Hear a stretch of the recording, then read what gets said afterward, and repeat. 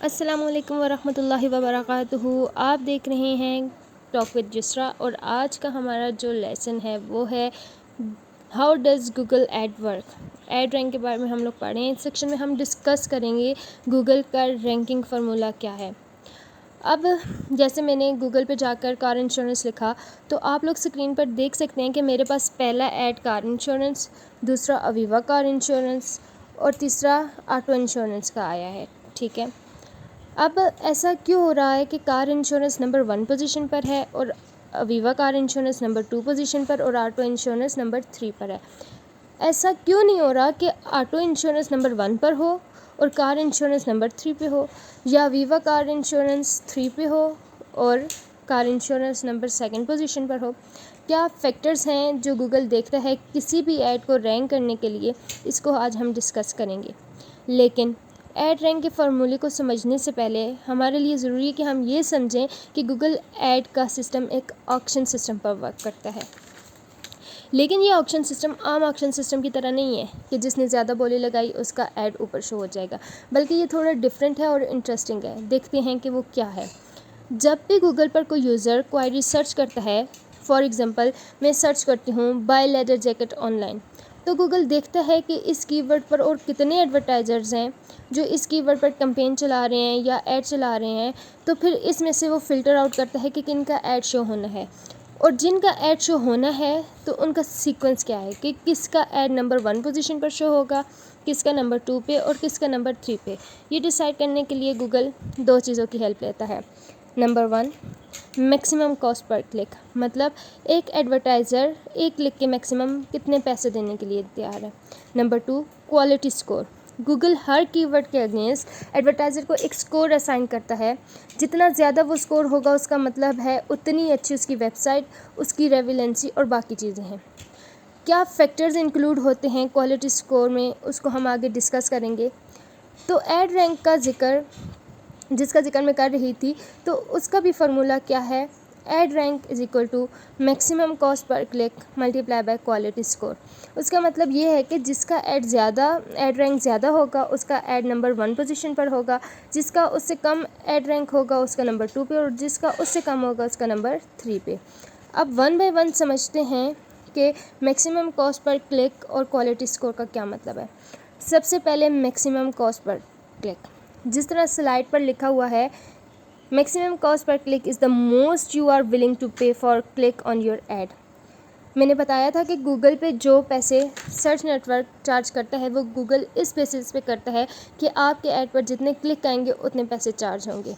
मतलब एक क्लिक आएगा तो एक क्लिक के ही पैसे चार्ज करेगा। इसको कहते हैं CPC, कॉस्ट पर क्लिक। आप हर क्लिक के पैसे देते हैं। तो जब आप कैंपेन बनाते हैं या गूगल ऐड पर या जिन जिन कीवर्ड पर आप कैंपेन लगाते हैं, आप हर कीवर्ड के अगेंस्ट डिफ़ाइन करते हैं कि इस कीवर्ड के अगेंस्ट अगर मेरा ऐड शो हुआ और मेरे ऐड पर क्लिक आया तो मैं कितने पैसे दे सकता हूँ मैक्सिमम। तो इसको कहते हैं मैक्सिमम CPC। मिसाल के तौर पर मैं बोलती हूँ कि मैं $1.2 देने को तैयार हूँ, तो इसका मतलब है कि गूगल कभी भी $1.2 से ज़्यादा पैसे चार्ज नहीं करेगा अगर मेरे ऐड पर इस कीवर्ड पर क्लिक आता है तो। अब इस इक्वेशन का दूसरा पार्ट है क्वालिटी स्कोर। अब इसको समझते हैं कि क्वालिटी स्कोर क्या है। क्वालिटी स्कोर बेसिकली एक स्कोर है जो गूगल आपको असाइन करता है हर कीवर्ड के अगेंस्ट।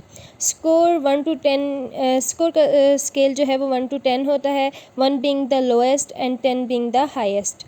तो अगर आपका 10 स्कोर है तो इसका मतलब है कि आप इन टर्म ऑफ क्वालिटी बहुत अच्छा काम कर रहे हैं। लेकिन गूगल क्वालिटी किस तरह कैलकुलेट करता है, इसके 3 फैक्टर हैं। फर्स्ट, एक्सपेक्टेड CTR, मतलब कितना लाइकली है कि आपके ऐड पर क्लिक आएगा। नंबर 2, लैंडिंग पेज एक्सपीरियंस, आपका ओवरऑल लैंडिंग पेज जो है, जिस पेज पर यूज़र या जिस वेब पेज पर यूज़र लैंड करेगा ऐड पर क्लिक करने के बाद, उसका एक्सपीरियंस कैसा है। क्या वो मोबाइल ऑप्टिमाइज्ड है, क्या इसमें कंटेंट वैल्यूएबल है और अच्छा कंटेंट है, क्या इस पेज का लोड टाइम कम है, क्या इस पर ईज़ ऑफ नेविगेशन है, क्या यूज़र इजीली नेविगेट कर सकता है डिफरेंट वेबसाइट्स पर। ये हमारे पास लैंडिंग पेज एक्सपीरियंस में आ जाता है। और तीसरा फैक्टर जो है वो हमारे पास रेलिवेंसी है कि क्या जो आपने कीवर्ड लगाया अपनी कैंपेन में वो यूज़र की सर्च क्वेरी से रेलेवेंट है और फिर ऐड कॉपी से रेलेवेंट है और फिर वो लैंडिंग पेज से रेलेवेंट है। मिसाल के तौर पर आपका कीवर्ड था जॉगिंग शूज़, तो क्या आपकी ऐड कॉपी पर भी जॉगिंग शूज़ लिखा हुआ था? और जब यूज़र लैंड करता है ऐड पे क्लिक करने के बाद आपकी वेबसाइट पे, तो क्या आपकी वेब पेज पे भी जॉगिंग शूज़ की डिफरेंट वैरायटी नज़र आ रही हैं? तो इसका मतलब है कि जो यूज़र सर्च कर रहा है वही चीज़ आपकी कीवर्ड पर भी होनी चाहिए, वही चीज़ आपकी ऐड कॉपी में भी होनी चाहिए, वही चीज़ आपकी लैंडिंग पे भी होनी चाहिए, तभी आपकी रेलेवेंसी बढ़ती है। तो इन 3 फैक्टर्स की बेस पे गूगल आपको स्कोर असाइन करता है जो 1 से लेकर 10 के बीच में होता है, 1 being the lowest and 10 being the highest. जितना ज़्यादा आपका स्कोर होगा उतना ज़्यादा चांसेस है कि आपका ऐड रैंक ज़्यादा होगा, और जितना ऐड रैंक ज़्यादा होगा इसका मतलब ये है कि आपका ऐड इस ऑक्शन में जीत सकेगा और टॉप पोजीशन में आ सकेगा। अब सवाल ये पैदा होता है कि गूगल ने ऑक्शन सिस्टम में क्वालिटी स्कोर का फैक्टर डाला क्यों? अगर सिंपल ऑक्शन सिस्टम होता तो जो ज़्यादा बिड डालता उसका ऐड टॉप पर शो होता, जो कम रखता उसका ऐड नीचे शो होता। तो इस तरह क्या गूगल ज़्यादा पैसे नहीं कमा सकता था? नहीं। क्वालिटी स्कोर डालने की वजह से फ़ायदा ये हुआ कि जो सारी पार्टीज़ थी या इकोसिस्टम में जितनी भी पार्टीज़ मौजूद हैं उन सब में एक बैलेंस क्रिएट हो गया। वो कैसे हुआ? अब क्योंकि एडवर्टाइज़र अगर अपनी क्वालिटी पे काम करता है तो इसको कम बिड देकर भी वो अपना ऐड रैंक इम्प्रूव कर सकता है और टॉप पोजीशन में अपना ऐड रैंक कर सकता है। तो एडवर्टाइज़र को फ़ायदा हुआ क्वालिटी स्कोर से। यूज़र को क्या फ़ायदा हुआ? क्योंकि एडवर्टाइज़र अपनी क्वालिटी पे काम करता है तो इसलिए यूज़र का एक्सपीरियंस अच्छा होता है, यूज़र को रेलेवेंट ऐड नज़र आते हैं। यूज़र ऐड पे क्लिक करने के बाद जिन वेब पेजेस पे जाता है उन वेब पेजेस की क्वालिटी अच्छी होती है, ओवरऑल एक्सपीरियंस अच्छा होता है, मोबाइल ऑप्टिमाइज्ड होते हैं, तो यूज़र का भी एक्सपीरियंस बेहतर हो गया। अब क्योंकि यूज़र का एक्सपीरियंस बेहतर हो गया जिसकी वजह से यूज़र बार बार गूगल पर आते हैं, और इसके अलावा वर्ड ऑफ माउथ भी फैलता है और बाकी यूज़र भी फिर गूगल यूज़ करने लग जाते हैं। तो ओवरऑल गूगल का ट्रैफिक बढ़ता है, और अब जितना ज़्यादा ट्रैफिक गूगल पर ज़्यादा होगा उतनी ही ज़्यादा एडवर्टाइज़र्स भी एडवर्टाइज़ करेंगे। तो इससे क्वालिटी स्कोर की वजह से तीनों का फ़ायदा हो रहा है, यूज़र का भी, एडवर्टाइज़र का भी और गूगल का भी। अब जो फार्मूला हमने पढ़ा है उसका रिकैप करते हैं और देखते हैं कि गूगल कैसे पैसे चार्ज करता है। मिसाल के तौर पर 3 एडवर्टाइज़र हैं, जॉई, विनी और सैम, और इनका क्वालिटी स्कोर है जॉई का 6, विनी का 4, सैम का 2। अब जो इनकी मैक्सिमम कॉस्ट पर क्लिक है, जॉई की है $2, विनी $2 और सैम की $3। तो ऐड रैंक कितना होगा? जॉई का 12। अब ये कैसे आया? 6 multiply by 2 is equal to 12, क्योंकि फार्मूला है ad rank is equal to maximum CPC multiply by quality score. इसी तरह विनी का, उसका ऐड रैंक 8 कैसे आया? 4 multiply by 2 is equal to 8, और सैम का 2 multiply by 3 is equal to 6। तो अब जॉई का ऐड रैंक 12, विनी का 8 और सैम का 6 है। तो अब आप बता सकते हैं कि किसका ऐड रैंक नंबर 1 पर शो होगा, किसका नंबर 2 और किसका नंबर 3। यकीनन आपने बता दिया होगा जॉई नंबर 1, विनी नंबर 2 और सैम नंबर 3 पे, क्योंकि जॉई का ऐड रैंक सबसे ज़्यादा था, विनी का ऐड रैंक उससे कम और सैम का ऐड रैंक उससे भी कम था, इसलिए जॉई नंबर 1 पर, विनी नंबर 2 और सैम नंबर 3 पे। हालांकि सैम $3 सबसे ज़्यादा पैसे दे रहा था और जॉई उससे कम पैसे दे रहा है, लेकिन उसका ऐड टॉप शो हो रहा है क्योंकि जॉई का क्वालिटी स्कोर सैम से ज़्यादा है। अब हम देखते हैं कि गूगल पैसे किस तरह चार्ज करेगा। जॉई के ऐड पर एक क्लिक आता है तो इसको कितने पैसे देने पड़ेंगे, विनी की CPC क्या होगी और सैम की CPC क्या होगी। अब आप देख सकते हैं कि गूगल किस तरह कैलकुलेट कर रहा है। 8/6 प्लस 0.01 इज इक्वल टू $1.34, यानी जॉई के 1.34 लेंगे, और इसी तरह विनी के $1.51, और सैम की इस ऑक्शन में सबसे ज़्यादा पैसे होंगे, जो मैक्सिमम प्राइस होगी वो सैम पे करेगा।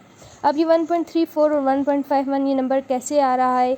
ये बेसिकली एक फार्मूले के तहत आ रहा है। वो फार्मूला क्या है? Your price is equal to the ad rank of the person below you by your quality score plus 0.01। Your price मतलब जो एक ऐड पर क्लिक के पैसे पे करेंगे वो किस तरह कैलकुलेट हो रहे हैं? The ad rank of the person below you. जॉई की जो कैलकुलेशन हो रही है वो कैसे हो रही है? 8/6 यहाँ ये 8 क्या है? जो जो जोई से नीचे है यानी विनी की मैक्सिमम सीपीसी जो है वो डिवाइड हो रही है जोई के क्वालिटी स्कोर से, और फिर एक कांस्टेंट नंबर गूगल ऐड करता है जो कि 0.01 है। तो इस फार्मूले के तहत गूगल कैलकुलेट करता है कि आपके सीपीसी इस तरह क्या है। तो इसी तरह विनी के किस तरह कैलकुलेट हो रहे हैं, विनी के नीचे सैम है और सैम का ऐड रैंक है 6, तो सैम का ऐड रैंक जो है वो डिवाइड हुआ है विनी के क्वालिटी स्कोर से, और इसमें कांस्टेंट नंबर ऐड होगा 0.01, और जो नंबर बनेगा वो विनी की एक्चुअल सीपीसी होगी। और इसी तरह सैम जो है वो सैम के नीचे कोई एडवर्टाइज़र नहीं है, तो सैम इस ऑक्शन की मैक्सिमम प्राइस पे करेगा, और इस ऑक्शन की मैक्सिमम प्राइस क्या होगी। अभी तक सबसे ज़्यादा पैसे कौन पे कर रहा है, विनी, $1.51।